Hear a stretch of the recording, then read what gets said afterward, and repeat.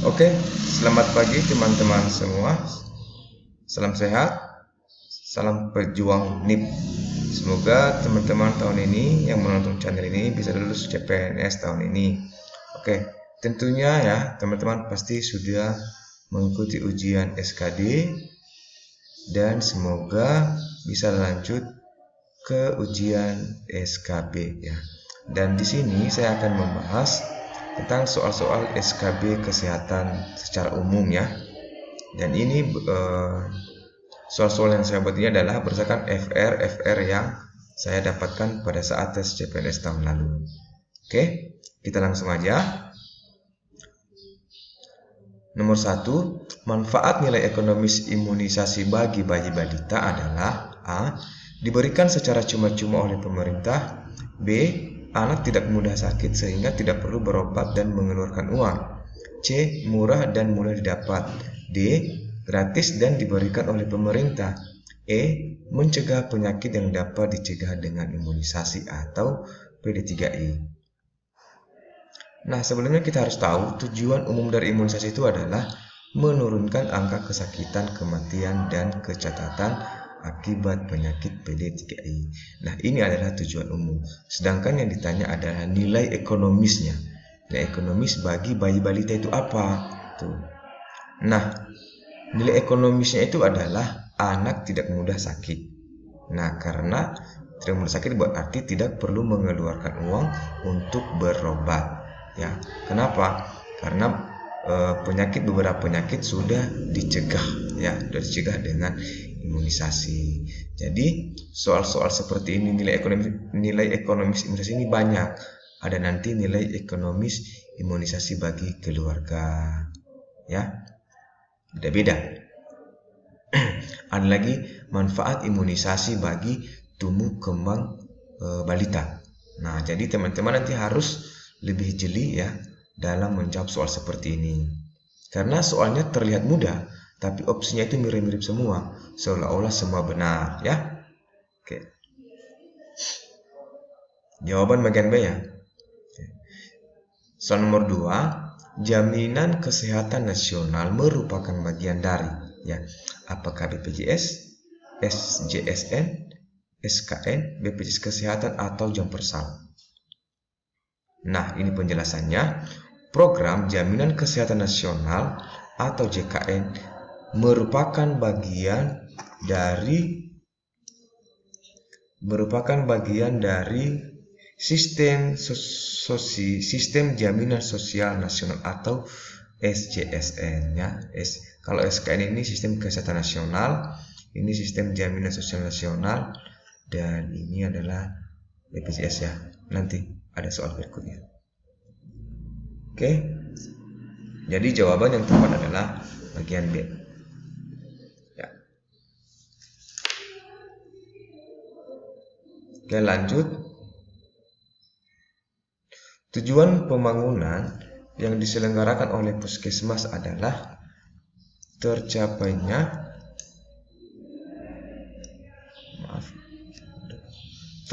masyarakat sehat. B. Pelayanan kesehatan yang berkualitas.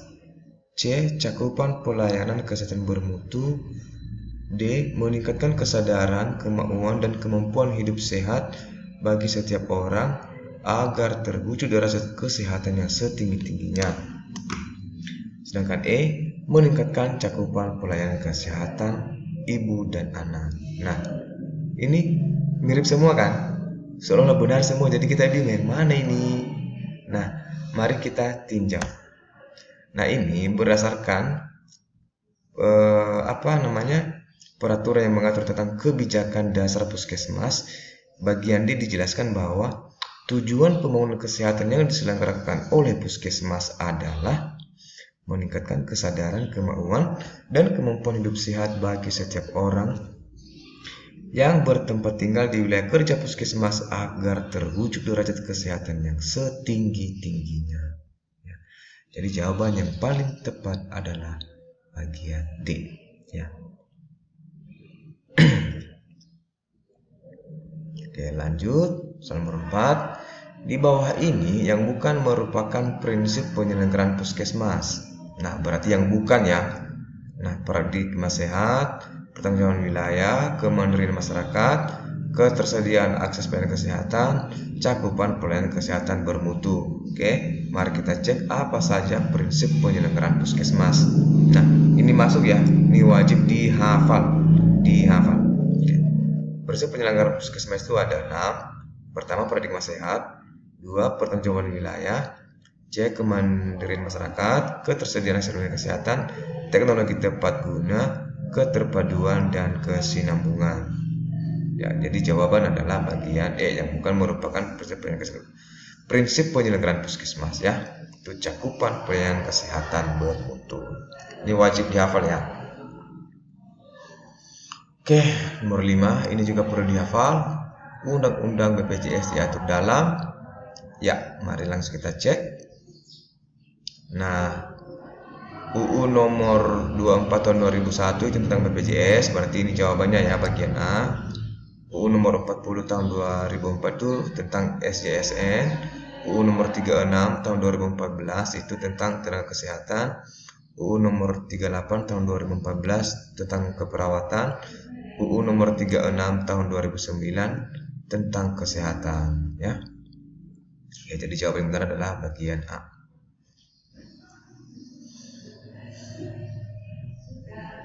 Oke, ini soal sangat simpel, tapi ya mudah-mudahan ketemu dengan soal seperti ini ya. Kalau tahun lalu saya ketemu soal soal yang saya buat ini adalah soal-soal yang keluar saya tes CPNS, tes SKB ya tahun lalu. Oke. BPJS kepanjangan dari, ya sudah jelas ya. Bagian D, Badan Penyelenggara Jaminan Sosial. Jangan terkecoh dengan A ya, Badan Pengelola.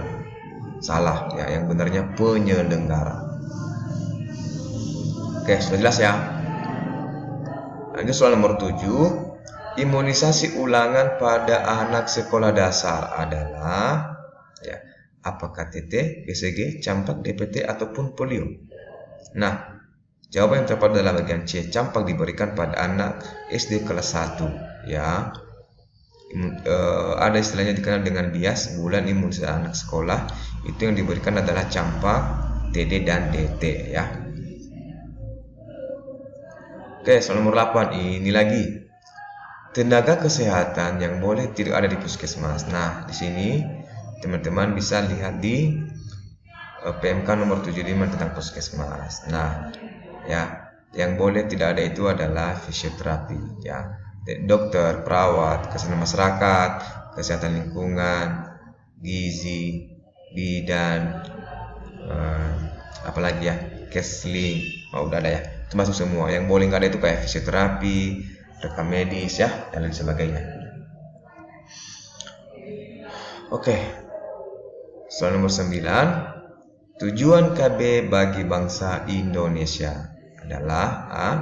Terwujudnya keluarga bahagia, B. Terbangunnya keluarga sejahtera, C. Terwujudnya keluarga kecil bahagia sejahtera, D. Mencerahkan kehamilan, E. Meningkatkan kesehatan ibu dan anak.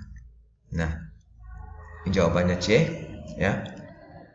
Terwujudnya keluarga kecil bahagia sejahtera, atau kalau lengkapnya itu ada istilahnya NKKBS, terwujudnya norma kecil keluarga bahagia sejahtera. Ini soal tentang KB ini banyak kali ada yang ditanya tujuan KB bagi bangsa Indonesia, tujuan KB bagi negara Indonesia, manfaat KB bagi ibu, manfaat KB bagi keluarga, manfaat KB bagi demografi, macam-macam. Jadi teman-teman harus banyak membaca tentang KB ya. Oke, soal nomor 10. Seorang ibu membawa bayinya yang berusia 3 bulan ke posyandu. Dari hasil pemeriksaan fisik, bayi dalam keadaan sehat serta rutin diimunisasi sejak lahir. Imunisasi apa yang diberikan pada bayi? Nah, apakah HB0, DPT HB2 plus polio 3, DPT HB1 plus polio 2, BCG atau plus polio 1, ataupun DPT HB3 plus polio 4. Jadi yang perlu kita garis bawahi adalah bayinya sudah berusia 3 bulan, kemudian sehat dan rutin diimunisasi. Berarti kalau rutin berarti sesuai bulannya sudah diimunisasi. Nah, ingat ini 3 bulan. Berarti kalau 3 bulan adalah DPT-HBhib 2 plus polio 3 ya. Ini dihafal ya. Ini hafal ya. Nanti tentang imunisasi ini banyak-banyak macam-macam pertanyaannya. Bisa ditanya, apa imunisasi yang boleh diberikan bersamaan? Nah, dari sini kan nampak. Berarti yang boleh diberikan bersamaan itu berarti misalkan BCG plus polio kan, DPT-HBhib plus polio, DPT-HBhib plus polio 3 lagi gitu kan. Nah, nanti ada opsi campak plus BCG kan, itu nggak boleh tuh ya. Nah, jadi ini hafal aja. Jawaban yang benar adalah bagian B ya. Soal nomor 11. Seorang anak remaja diketahui pasti memakai nafza. Apa yang Anda lakukan? Apakah dibawa ke RT, dilaporkan ke orang tuanya, bawa ke polisi, laporkan pada pihak berwenang, rujuk ke rumah sakit ketergantungan obat atau RSKO? Ya. Silakan tulis jawaban Anda di kolom komentar. Kemudian soal tentang nafza ini selalu keluar. Dan jadi saya sarankan kepada teman-teman untuk membahas atau memahami tentang alur penanganan kasus nafza jika ada pasien yang diketahui memakai nafza, apa yang harus dilakukan, bagaimana langkah-langkahnya, mulai dari mana dulu, apakah misalkan langsung bawa ke rumah sakit atau laporkan ke polisi.